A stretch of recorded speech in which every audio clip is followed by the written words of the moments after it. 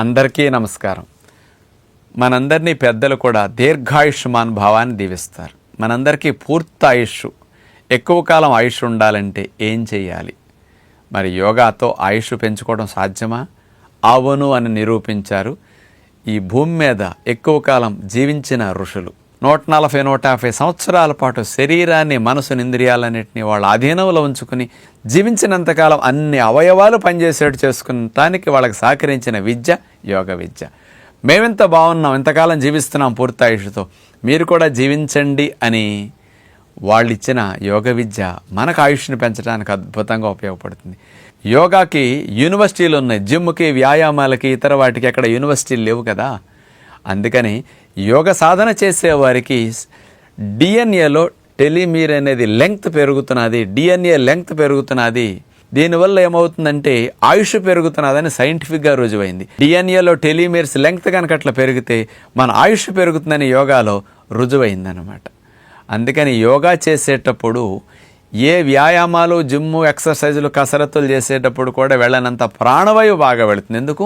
ప్రాణాయామం ద్వారా ఎక్కువ గాలి పీల్చుకునే టెక్నిక్ ఇక్కడ నేర్పుతారు. అట్లాగే ఆసనాలు చేసేటప్పుడు కూడా శ్వాసన జోడించి గాలి బాగా తీసుకోండి, గాలి బాగా వదలండి అని యోగా చేపిస్తారు. ఇతర వాటిలో గాలి సంబంధం లేదు కదా. మరి గాలితో ఆయుష్ ఎట్లా పెరుగుతుంది అనుకుంటున్నారా? మనకి కొన్ని సెకన్లు గాలి పీల్చుకోకపోతే మనం చచ్చిపోతాం. అంటే గాలి ఎంత అవసరమో తెలుసు కదా. అలాంటి ప్రాణవాయువుని సవ్యంగా తీసుకుంటే మీ ఆయుష్ పెరుగుతుంది. కణకణానికి మంచి ప్రాణవాయువు అందుతుంది. కణములో విడుదలైన కార్బన్ డైఆక్సైడ్ కణము నుంచి త్వరగా బయటికి వెళ్ళిపోతుంది. ప్రాణవాయువు లోపలికి, కార్బన్ డైఆక్సైడ్ త్వరగా బయటికి వెళ్ళిపోయే మెకానిజం యోగా. ఈ ప్రక్రియ బాగా జరిగితే కణాలు ఆరోగ్యంగా ఉంటాయి, కణాలు ఆయుష్తో ఉంటాయి, పూర్తి కాలం జీవిస్తాయి. కణాలు పూర్తి కాలం జీవిస్తే అవయవాలు పూర్తి కాలం జీవిస్తాయి. కణాల ఆయుష్తో అవయవాల ఆయుష్ పెరుగుతున్నది. అవయవాల ఆయుష్ పెరిగితే శరీరం ఆయుష్ పెరిగినట్లే. అందుకని అవయవాలే కదా శరీరం అంతా కూడా.